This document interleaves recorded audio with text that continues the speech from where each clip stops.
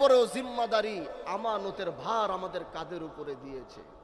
আমরা ওই জায়গায় বসে চেষ্টা করছি, আমরা ওই জায়গায় বসে দেশের পক্ষে কথা বলার চেষ্টা করছি, আমরা ওই জায়গায় বসে আল্লাহর দ্বীনের পক্ষে কথা বলার চেষ্টা করছি এবং অঙ্গীকার করছি যতদিন বেঁচে থাকবো এই দায়িত্ব যতদিন কাঁধের উপরে থাকবে, জাতীয় সংসদ থেকে আমরা দেশের পক্ষে ইসলামের পক্ষে কথা বলেই যাব।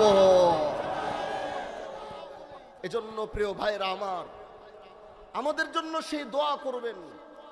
এই নোংরা দুনিয়ায় যখন মানুষ মানুষকে হত্যা করতে বিন্দু পরিমাণে চিন্তা করে না, সেই জায়গায় আজ আমরা সেই জায়গায় জাতীয় সংসদে গিয়েছি।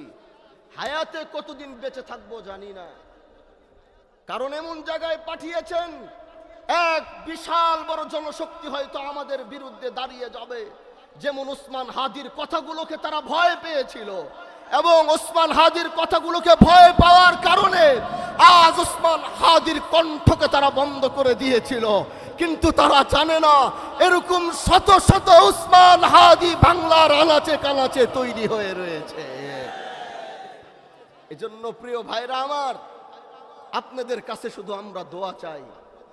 আপনাদের এলাকার সন্তান মাসুদ সাহেব শুধু এই এলাকার নেতৃত্ব দেওয়ার জন্য তিনি জাতীয় সংসদে যায়নি, তিনি গোটা বাংলাদেশের অন্যায় অবিচার মজলুমের কণ্ঠে কথা বলার জন্য তিনি গিয়েছেন এবং অলরেডি তিনি বক্তব্য দিয়েছে। উনি তো সময় পেয়েছে, আমি এখনো পাইনি, এজন্য জবাবদিহিতা একটু কম।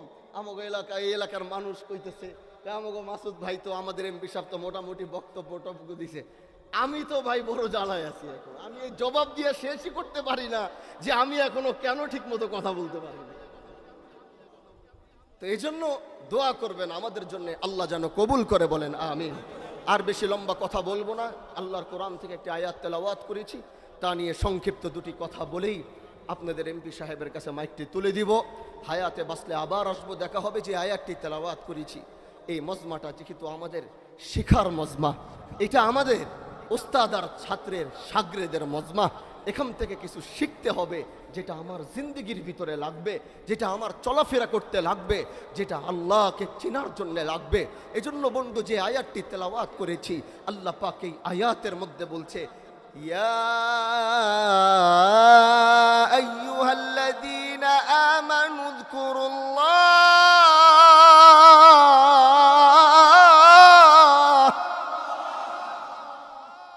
আল্লাহ পাক এই আয়াতের মধ্যে ঈমানদারদেরকে ডাক দিয়েছেন। আল্লাহ এই জায়গায় চাইলে ইয়া আইয়ুহান নাস বলতে পারতেন। কোরআনে আল্লাহ দুই ভাবে বান্দাকে ডাক দিয়েছেন। এক হলো কখনো কখনো আল্লাহ বলে ইয়া আইয়ুহান নাস, আবার কখনো কখনো আল্লাহ বলে ইয়া আইয়ুহাল্লাযীনা আমানু। যখন আল্লাহ বলে ইয়া আইয়ুহান নাস, তখন আল্লাহ দুনিয়ার সবাইকে ডাক দিয়েছে, তার মধ্যে হিন্দু বৌদ্ধ খ্রিস্টান সবাই রয়েছে। কারণ নাস মানে কি? আওয়াজ করে বলেন না, নাস মানে কি? আরো জোরে বলেন না, নাস মানে কি? আল্লাহ যখন বলে ইয়া আইয়ুহান নাস, তখন আল্লাহ দুনিয়ার সব মানুষকে ডাক দিয়েছে, যার মধ্যে ধর্ম বর্ণ সবাই রয়েছে। কিন্তু কখনো কখনো আল্লাহ ইয়া আইয়ুহান নাস বলে নাই। আল্লাহ তখন বলে ইয়া আইয়ুহাল্লাযীনা আমানু, ইয়া আইয়ুহাল্লাযীনা আমানু। তখন একটু প্রাইভেট আলাপ, তখন এই উন্মুক্ত আলোচনা নয়। যদি এইখানে আমি আলোচনা করছি, এটা আমার উন্মুক্ত আলোচনা, কিন্তু এমপি সাবরে নিয়ে যদি আস্তে করে পিছনে গিয়ে কথা বলি, সেটা কেউ জানবে না। এটা আমার সাথে তার প্রাইভেট কথা।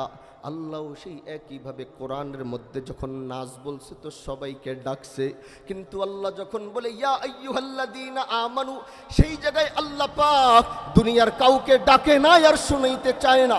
বলে তাহলে আল্লাহ কাদেরকে ডেকেছে? বলে যারা আল্লাহকে দেখে নাই কিন্তু তারপরেও আল্লাহর উপরে ঈমান এনেছে, যারা আল্লাহর জাত ও সিফাত কোনোদিন দেখে নাই কিন্তু আল্লাহ বলে তাকে মেনেছে। আমানতু বিল্লাহি ওয়া মালাইকাতিহি ওয়া কুতুবিহি ওয়া রুসুলিহি ওয়াল ইয়াউমিল আখির ওয়াল কদরি খাইরিহি ওয়া শাররিহি মিনাল্লাহি তাআলা ওয়া বাসি বাদাল মাউত, যারা এক কার উপর ঈমান এনেছে, আওয়াজ করে বলেন না কার উপর ঈমান এনেছে? এটাই মজমার আওয়াজ না, ঈমানের আওয়াজ দিয়ে আল্লাহর নাম বলতে হলে ঈমানের আওয়াজ দিয়ে উচ্চারণ করবেন, বলেন না কার। আরো আপনাদের সংসদ সদস্য যখন কথা বলে দেখছেন কেমন বলে, তার ঈমানের পাওয়ার যদি এরকম হয়, আপনাদের তো এই ঈমানের আওয়াজ হলে হইবে না। এতগুলো মানুষ আল্লাহু আকবার বললে থর থর করে জমিনটা কাঁপতে থাকবে, এমন উচ্চারণ আমি আপনাদের জবান থেকে শুনতে চাই আল্লাহর নামের উপরে, বলেন না দেখি। এই যে এখন বোঝা যায়, এখন ঠিক আছে, এখন মনে হয় ইমানদারদের সামনে বসেছি। আরেকটা শুনতে চাই, যেটা এই মাটি সাক্ষী হয়ে থাকবে। এই মাটির মানুষ যখন আল্লাহু আকবার বলে, আসমান তখন মুখরিত হবে, জমিন তখন মুখরিত হবে। সেই আওয়াজ দিয়ে আবার বলেন আল্লাহু আকবার। এই হচ্ছে ঈমানের আওয়াজ। এই আওয়াজটা আজকে হারায় গেছে বইলা আমাকে এই অবস্থা। আজ এই আওয়াজ হারায় গেছে দেখা আজ আমাদের এই অবস্থা। অথচ ইমানদারেরা অস্ত্র ছিল না, শস্ত্র ছিল না, শুধু ছিল এক ঈমানের ধ্বনি, যেই ধ্বনি দিয়ে তারা পৃথিবীকে বিজয় করেছিল। আর আজ এত অস্ত্র, এত অত্যাধুনিক অস্ত্র থাকার পরেও মাথা নত করে চুপচাপ করে চলে আসতে হয়।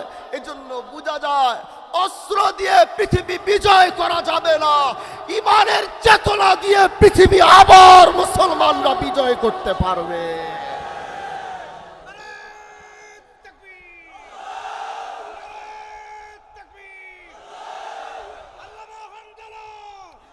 মেরে দোস্ত, মেরে আজিজো, এবার আল্লাহ বলে আমি কাউকে ডাকি নাই, আমি তোমাকে ডাকছি। তুমি কে জানো? তুমি হচ্ছ সেই ইমামদার যে বলছো লা ইলাহা ইল্লাল্লাহ মুহাম্মাদুর রাসূলুল্লাহ, এবং ইয়া আইয়ুহাল্লাযীনা আমানু যকুরুল্লাহ। আমি তোকে ডেকে বলছি, তুই কি করবি? আল্লাহকে স্মরণ কর, আল্লাহকে ডাক। বলে কেন আল্লাহ এই কথাটা ইয়া আইয়ুহান নাস বলে কেন বলল না? আল্লাহ কেন ইয়া আইয়ুহাল্লাযীনা আমানু দিয়ে বলল? কারণ আল্লাহ চায় ইমামদার বান্দারা দুনিয়ার জমিনে তো এমনি কষ্ট করে, আল্লাহ চায় এই ইমামদার বান্দাকে তাআল্লুক আল্লাহর সম্পর্ক যেন আল্লাহর সাথে তার তৈরি হয়। এই জন্য ইমামদারকে ডাক দিয়ে বলে উযকুরুল্লাহ। এতটুকু বলে তিনি থাইমা যাইতে পারতেন, তার প্রয়োজন নাই তোমার জিকির, তার প্রয়োজন নাই তোমার নামাজ, কিন্তু তারপরেও তিনি ডাক দিয়ে বলছে যিকরুন কাসীরা। বান্দা ডাকবি, কিন্তু কম কেন ডাকবি? ডাকার সময় একটু বেশি তো ডাকতে পারিস। এই জন্য নিজেই বলছে যিকরুন কাসীরা, ডাকার সময় একটু বেশি বেশি করে ডাকবি। এবার আল্লাহ বলে বান্দা ডাকার সময় বেশি বেশি ডাকবি, আর তুই যখন চাবি দেওয়ার সময় আমি আল্লাহ তোকে বেশি বেশি করে দিব। ও বন্ধু আমার, আল্লাহ বলে ওই যে জুমার নামাজে খুতবার সানি খুতবায় ইমাম সাহেব দেখবেন দাঁড়িয়ে বলবে ফাযকুরুনি আযকুরকুম ওয়াশকুরুলি ওয়ালা তাকফুরুন। তখন দেখবেন সবাই দাঁড়ায় যায় নামাজের জন্য।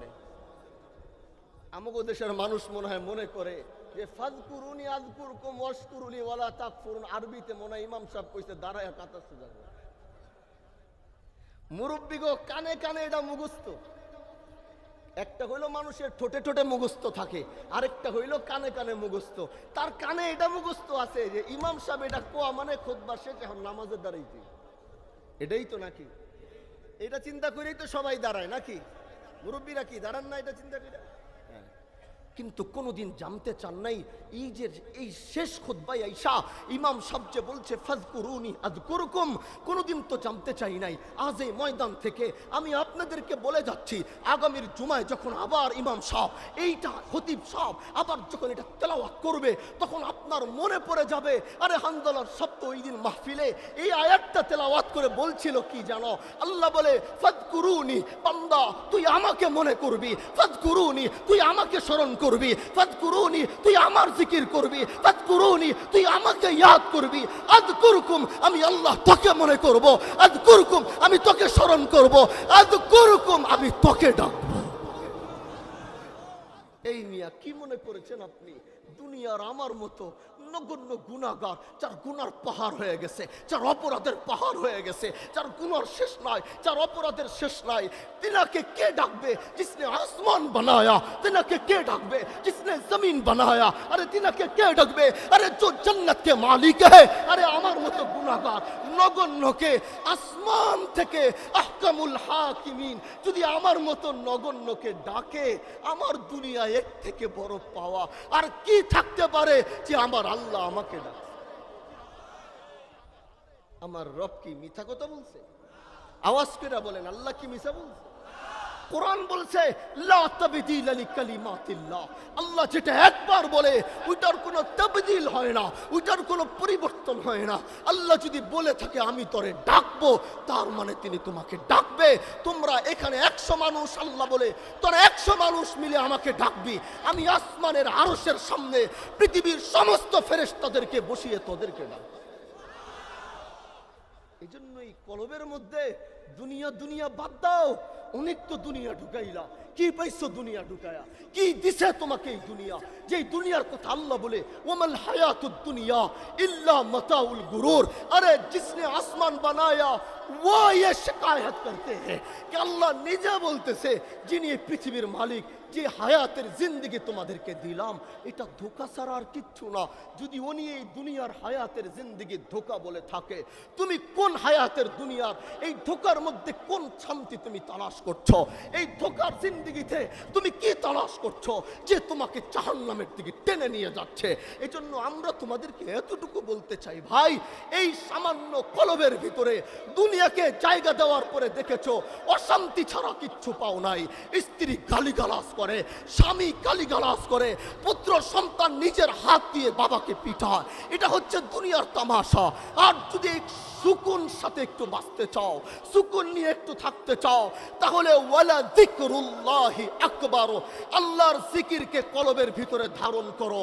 রব্বে কায়নাতের কসম করে বলবো, তোমার থেকে শান্তিতে পৃথিবীর আর কেউ থাকতে পারে। আল্লাহ আল্লাহ ডাকার মধ্যে যে নেশা, পৃথিবীর সব নেশা সারানো যায়। রিহাব আছে, রিহাবে নিয়ে গেলে যত বড় নেশাই হোক, ট্রিটমেন্ট আছে, ট্রিটমেন্টের মাধ্যমে তোমার সেই নেশাকে দূর করার পদ্ধতি প্রযুক্তি পৃথিবীতে তৈরি হয়েছে। কিন্তু কারো যদি একবার জিকিরের নেশা লাইগা যায়, কারো যদি একবার জিকিরের খোরাক সে পায়া যায়, আল্লাহ আল্লাহ বলার ডাকের মজা তার কলবে যদি একবার লাইগা যায়, লা ইলাহা ইল্লাল্লাহ ডাকার মজা তার কলবে যদি একবার লাইগা যায়, আল্লাহু আল্লাহু ডাকার মজা তার কলবে যদি একবার লাইগা যায়, গোটা পৃথিবীটা তার পায়ের সামনে রাখার পরেও তারপরেও তাকে জিকিরের নেশা থেকে বের করা সম্ভব না। এজন্য ভাই এই জিকিরের পানিটা, নেশার পানিটা একটু পান করো। বলে জিকির দিয়া কি পাওয়া যায়? জিকির দিয়া জমি পাওয়া যায়? বলে না। জিকির দিয়া বাড়ি পাওয়া যায়? বলে না। জিকির দিয়া কি গাড়ি পাওয়া যায়? বলে না।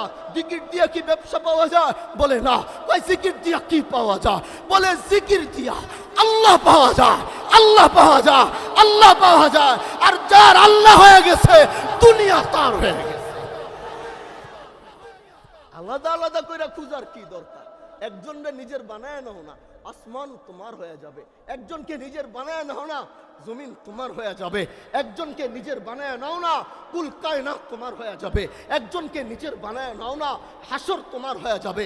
একজনকে নিজের বানায় নাও না, জান্নাত তোমার হয়ে যাবে। বলে উনি কে? বলে হুয়াল্লাহুল্লাযী লা ইলাহা ইল্লা হুয়ার রহমানুর রহিমুল মালিকুল কুদ্দুসুস সালামুল মুমিন আল মুহাইমিন আল আজিজুল জব্বারুল মুতাকাব্বির আল খালিকুল বারিউল মুসাউবিরুল গফফারুল কাহ্হার আল ওয়াহ্হাবুর রাজ্জাকুল ফাত্তাহুল আলিম আল কাবিদুল বাসিতুল الخافض الرافع المعز المذل السميع البصير الحكم العدل اللطيف الخبير الحليم العظيم الغفور الشكور العلي الكبير الحفيظ المقيت الحصيب الجليل الكريم الرقيب المجيب الواسع الحكيم الودود المجيد الباعث الشهيد الحق الوكيل القوي المتين الولي الحميد المحصي المبدئ المعيد المحيي المميت الحي القيوم الواجد الماجد الواحد الأحد الصمد القادر المقتدر المقدم المؤخر الأول الآخر الظاهر الباطن الوالي المتعالي البر التواب المنتقم العفو الرؤوف مالك الملك দুল জালালি ওয়াল ইকরাম আল মুকসিতুল জামিউল গনিয়ুল মুগনিল মানিউদ দারুন নাফি আন নূরুল হাদিল बदीउल बाकिल वारिसुर रशीदुस सबूर वही है तो मेरे अल्लाह।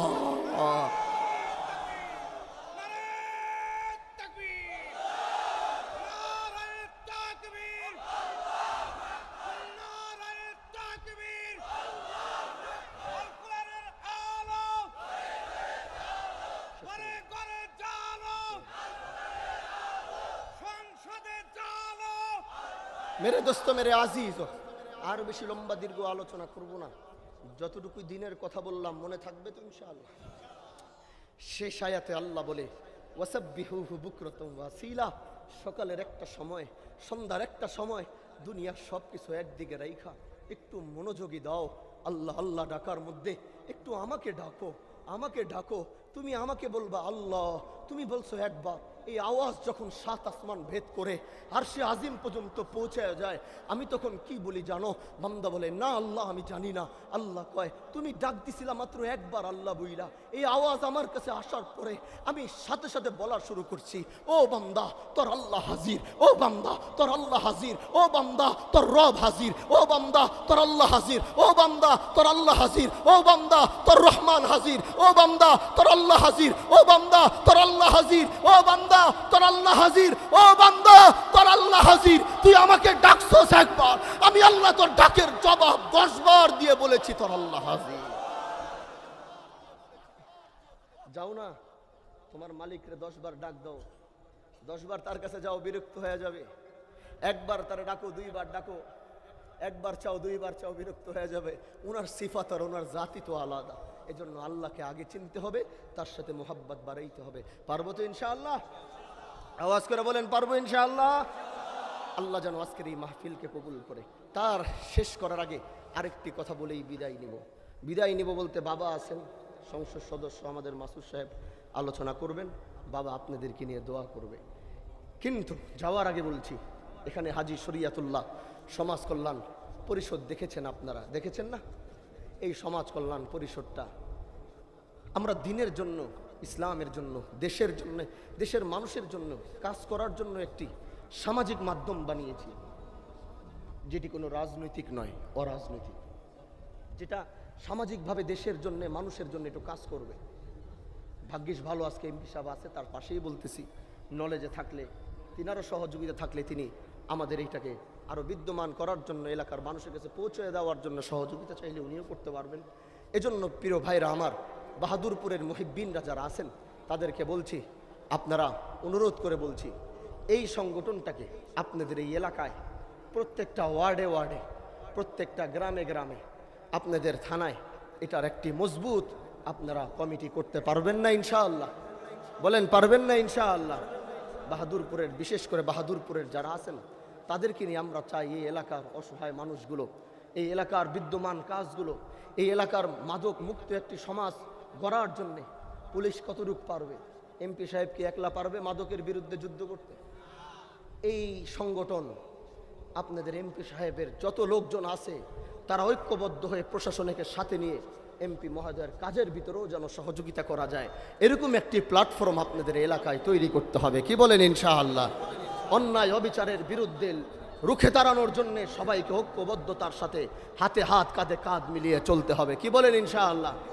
এজন্য হাজী শরিয়াতুল্লাহ ডাক দিয়েছিল, সেই শিবচর থেকে আল্লাহ সেই ডাক গোটা ভারতবর্ষে কবুল করেছে। আমি আমার নির্বাচনের আগে এলাকায় এই কথাটি বলতাম যে আমি আরেকটি ডাক এই শিবচরের মাটি থেকে দিতে চাই, আমি আরেকটি ডাক এই ইনসাফের পক্ষে, দেশের মানুষের পক্ষে, আমার পূর্বপুরুষের ন্যায় সেই ধারাবাহিকতায় আমি আরেকটি ডাক দিতে চাই।